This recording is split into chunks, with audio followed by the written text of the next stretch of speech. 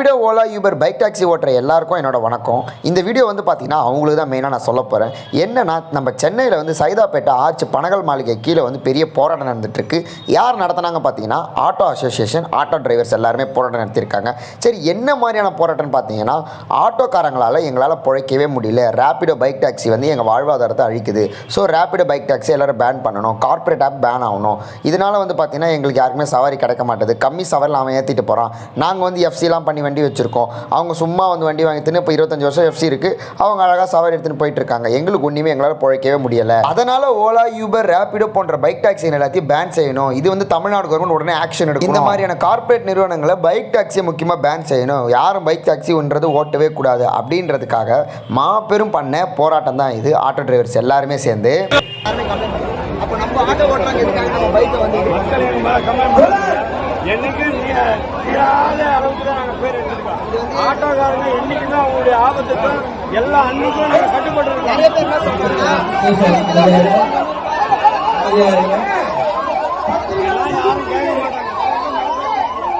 2 கிலோமீட்டருக்குலாம் வந்து 200 ரூபா 300 ரூபாலாம் கேட்க முடியாது. புரியுதா? அதான் நியாயமான நான் வந்து இப்போ ஆப்போசிட்டா கேட்கறேன். இந்த மாதிரி சொல்றாங்கன்னு சொல்றேன்.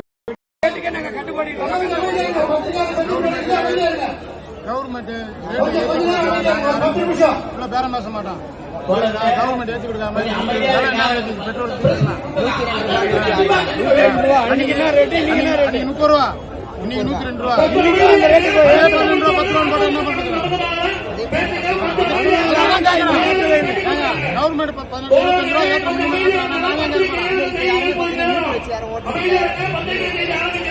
பண்ணு, கவர்மெண்ட் பண்ணு. ஏன் பண்ண முடியாது? கவர்மெண்ட் இவ்வளவு பண்ணு.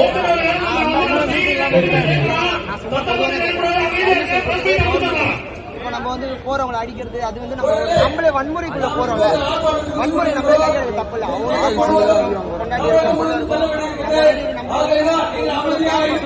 நானும் உங்களுக்கு பயமா இல்லை, நானும் உங்களை ஓட்டிடுறேன். எங்க அப்பா இல்லைன்னா நானும் எங்க அப்பா என் பிள்ளை அடி வாங்குறேன், வேதனை பண்ணுவோம். அப்போ இந்த ரேப்பிடோ ஸ்டார்டிங் வந்ததுலேருந்து ஒரு 1 வீக்ல உங்களுக்கு தெரிஞ்சுட்டு எல்லாருக்குமே இந்த வந்து கவர்மெண்ட் ஆட்டோக்காரங்க எல்லாருமே பாதிப்படைகிறாங்கன்னு சொல்லிட்டு.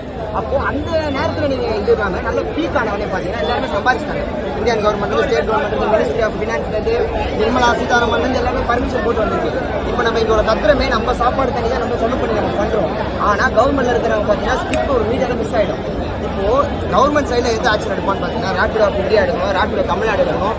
டெல்லியில ஸ்டேட் எல்லாம் பேன் பண்றாங்க. ஒரு சட்டம் போட்டா இந்தியா ஃபுல்லா பாஸ் ஆகணும், ஆனா ஸ்டேட்ஸ் எல்லாம் பேன் பண்றாங்க. அப்ப இதே உங்களுக்கு பிட்வீன்லயே உங்களுக்கு வந்து விசா அதிகமா வாய்ப்பு இருக்கு.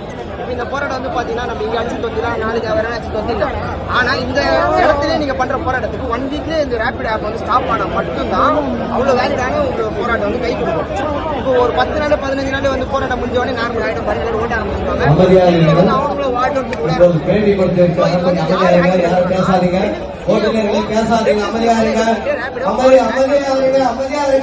உங்களோட போராட்டத்துக்கு வழி கொடுக்காம ஆக்ஷன் எடுக்காம என்ன பண்ண போறீங்க? எங்க நிலைமை நான் பொதுவா சொல்றேன். நான் வந்து நான் படி வரேன்.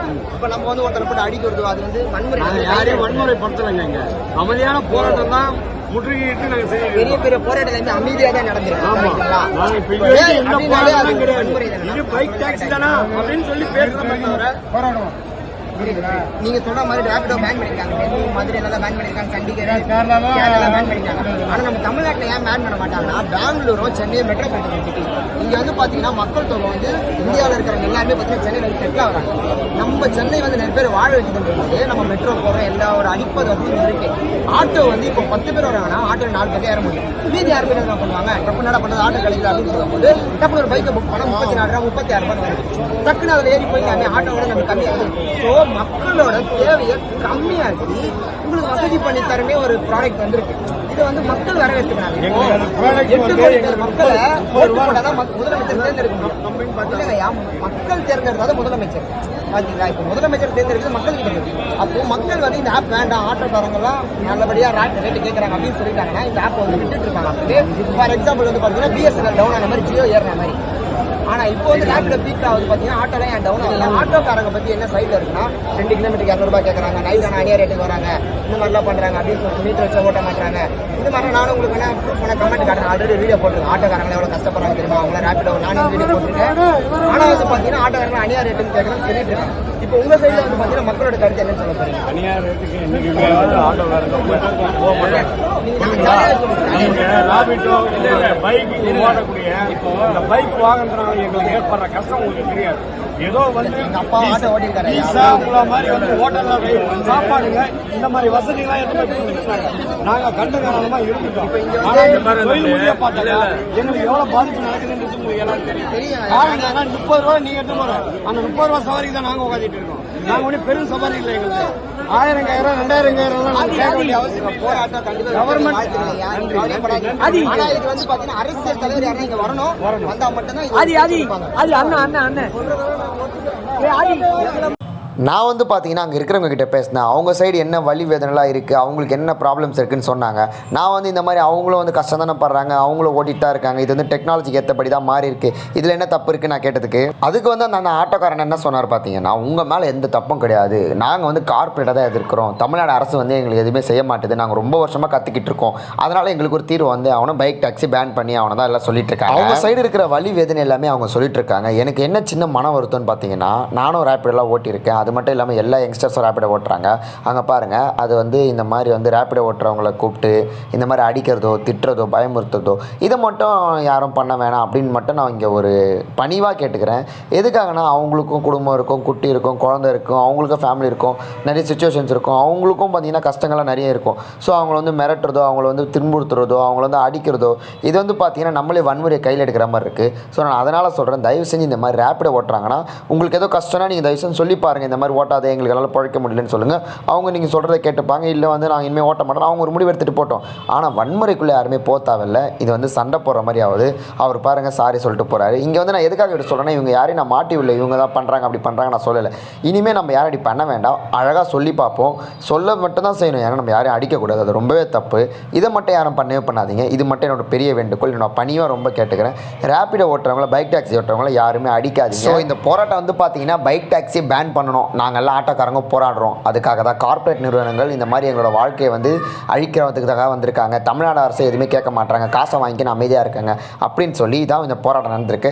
இந்த போராட்டத்தோட கிளிப்ஸ் எல்லாமே நான் ஆட் பண்ணுறேன், வெயிட் அண்ட் வாட்ச் மக்கள். இந்த போராட்டம் வந்து பார்த்தீங்கன்னா கரெக்டாக நம்ம சென்னை சைதாப்பேட்டை ஆர்ச்சி கீழே தான் நடந்தது. கரெக்டாக வந்து பார்த்தீங்கன்னா சைதாப்பேட்டை ரயில்வே ஸ்டேஷன் பக்கத்துலேயே பெண் ஆட்டோ ஓட்டுநர்கள்லேருந்து எல்லாருமே வந்தாங்க. ப்ரெஸ்லேருந்து போலீஸ்லேருந்து எல்லாருக்குமே பயங்கர சேஃப்டி இருந்தது. உண்மையிலேயே இதெல்லாம் பார்க்கும்போது ஆட்டோக்காரங்க இவ்வளோ வேதனையமாக இருக்காங்களா அப்படின்னு சொல்லி எனக்கு பெரிய டவுட் ஆகிடுச்சு.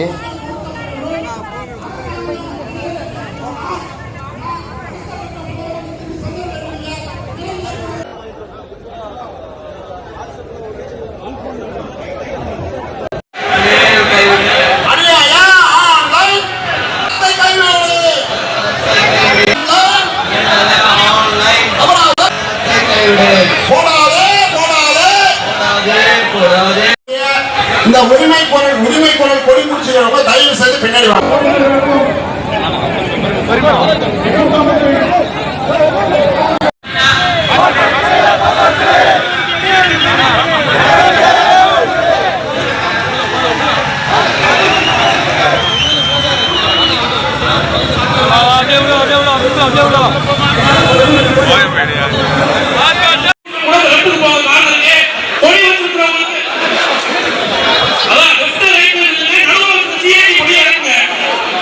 ஆட்டோ மீட்டர் கட்டணத்தை உயர்த்திடு.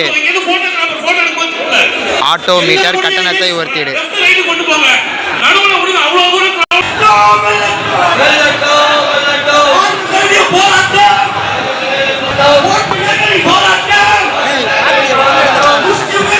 சிக்கமாயிடுச்சு.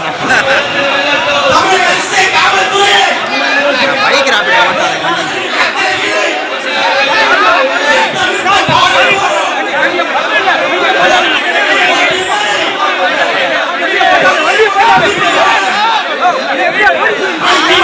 Come on.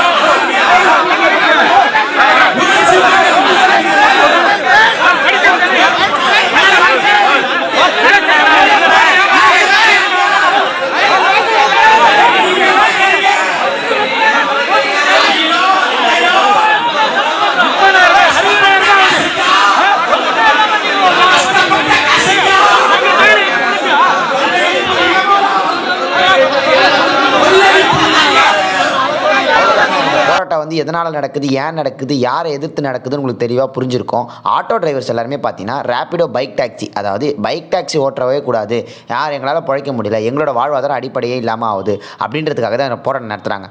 அதாவது பார்த்தீங்கன்னா அவங்க போராடுறது கரெக்டாக எங்களால் பிழைக்க முடியல அப்படின்னு. ஸோ யாருமே இங்கே பார்த்தீங்கன்னா யாரும் பணக்காரங்க கிடையாது, எல்லாரும் கஷ்டத்தில் தான் இருக்காங்க. அவங்கவுங்க வாழ்க்கையை அவங்கவுங்க பார்த்தாகணும். அந்த மாதிரி இந்த மாதிரி தொழில்நுட்பம் வளர வளர என்ன பண்ணுவாங்கன்னா ஒவ்வொருத்தவங்க அதுக்கு உண்டா மாதிரி தான் போவாங்க. இப்போ ஆட்டோவில் 1 கிலோமீட்டருக்கு 50 ரூபா 60 ரூபான்னு சும்மா சொல்கிறேன், 60 ரூபான்னு வச்சுக்கோங்களேன். பைக்கில் 1 கிலோமீட்டருக்கு 30 ரூபா 40 ரூபா கூட. ஸோ மக்கள் வந்து என்ன பண்ணுவாங்க, இது கம்மியாகுதுன்னு சொல்லிட்டு அதுக்கு போயிடுவாங்க. ஃபார் எக்ஸாம்பிள் அப்போலாம் வந்து பார்த்தீங்கன்னா கைரிச்சா தொழில் இருந்தது. அந்த கைரிச்சா தொழில் போனது காரணம் என்னென்னு பார்த்தீங்கன்னா மாட்டு வண்டி, குதிரை வண்டி, அப்புறம் வந்து பார்த்தீங்கன்னா ஆட்டோ. இந்த மாதிரி படிப்படியாக ஒன்று வளர வளர வளர என்ன ஆகும்னா ஒவ்வொரு தொழில் வந்து அழிஞ்சிட்டே தான் வரும். இது வந்து தொழிலை வந்து நம்ம யாருமே எதுவுமே சொல்ல முடியாது. கார்ப்பரேட் வந்து ப்ளேவ் ஆகுது, இதில் வந்து கவர்மெண்ட் ப்ளேவ் ஆகுது. ஸோ வந்து உங்களுக்கு இது மாதிரி உண்மையிலே வந்து குறைபாடு இருக்குன்னா நீங்கள் கவர்மெண்ட்டுக்கு தான் ஆக்ஷன் எடுக்கணும். நம்ம வந்து தேவையில்லாமல் வன்முறைக்குள்ளேயே எதுக்குள்ளேயே போகக்கூடாது. அதனால தான் நான் சொல்கிறேன், இந்த போராட்டம் வந்து அவங்க வந்து போராடுறாங்க, அவங்களோட போராட்டத்துக்கு என்னுடைய வாழ்த்துக்கள். இப்போ இந்த பைக் டாக்ஸி பேன் ஆகிட்டாலும் மக்கள் வந்து அவங்களோட வேலையை பார்த்துட்டு அடுத்த வேலைக்கு போயிடுவாங்க. ஸோ உங்களோட போராட்டத்தில் வந்து சண்டை சச்சரவு எதுவுமே இல்லாமல் இயற்கை முறையாகவும் நல்லபடியாகவும் போராடுங்க. என்னுடைய வாழ்த்துக்கள் கண்டிப்பாக நான் தெரிவிக்கிறேன். எதுக்காகனா நீங்கள் போராடுறீங்க, அதுக்கு உண்டான ஒரு முடிவு உங்களுக்கு வரணும். தேவையில்லாத விஷயத்தை நீங்கள் போராட போகிறது இல்லை. உங்களோட போராட்டத்தை வந்து நான் அளவுக்கு அதிகமாக என்னோட உயிருக்கு மேலே நான் உங்களுக்கு மதிக்கிறேன். என்னை பொறுத்த வரைக்கும் பார்த்தீங்கன்னா போராட்டம் எல்லாமே இயற்கையாகவும் அன்பு ரீதியாகவும் அமைதியாகவும் சாந்தமாக நடந்தால் போராட்டம் எந்த ஒரு போராட்டமே ஜெயிக்கும். இவ்வளோ பெரிய போராட்டம் நடத்திருக்காங்க. கண்டிப்பாக இவங்களோட கொள்கையும் கோரிக்கையும் வந்து கவர்மெண்ட் கிட்ட போகணும் அப்படின்னு நான் நினைக்கிறேன். ஏன்னா நான் பைக் டாக்ஸி தான் ஓட்டிகிட்டு இருக்கேன். இவங்க இவ்வளோ கஷ்டப்படும் போது எனக்கு அப்போ புரியுது இவங்க எந்த அளவுக்கு பாதிக்கப்படைஞ்சிருப்பாங்க அப்படின்னு சொல்லிட்டு.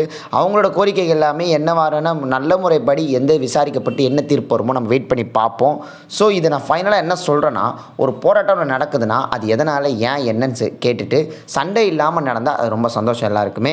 ஸோ ரேப்பிடோ பைக் டாக்ஸி ஓட்டுறாங்களா, அது நீங்கள் ஆட்டோ டிரைவர்ஸ் யாருன்னா பார்த்தீங்கன்னா தயவு செஞ்சு யாரையும் அடிக்காதீங்க. ஏன்னா அவங்களுக்கு குடும்ப குட்டிலாம் இருக்குது, அவங்களுக்கும் அடித்தா வலிக்கும். ஸோ தயவு செஞ்சு யாரையும் அடிக்காதீங்க, யாரையும் துன்புறுத்தாதீங்க. தேவையில்லாம் வன்முறைக்குள்ளே நம்ம போக வேண்டாம். இது என்னுடைய பணிவான வேண்டுகோள், பணிவான கருத்துன்னு சொல்லிக்கலாம். ஃபைனலாக என்ன சொல்கிறேன்னா, உங்களுடைய போராட்டம் வெற்றி அடையுமா வெற்றி அடையாது எனக்கு தெரியல. ஏன்னா கவர்மெண்ட் கிட்ட தான் அது இருக்குது. ஆனால் வெற்றி அடைய என்னுடைய வாழ்த்துக்கள். அவ்வளோதான் மக்களே, இந்த வீடியோ வந்து முடிஞ்சுது. இந்த வீடியோ வந்து ஃபுல்லாக மைய கருத்து என்னன்னு பார்த்தீங்கன்னா, பைக் டாக்ஸி பேன் பண்ணுங்கள், எங்களால் பிழைக்க முடியல பை ஆட்டோ டிரைவர்ஸ். அவங்களுடைய போராட்டம் சக்ஸஸ் ஆகுமா இல்லை சக்ஸஸ் இல்லாமல் போகுமா அப்படின்னு சொல்லி நம்ம வெயிட் பண்ணி பார்ப்போம். Wait and watch. உங்களை நான் அடுத்த வீடியோவில் சந்திக்கிற மக்களே. பாய்.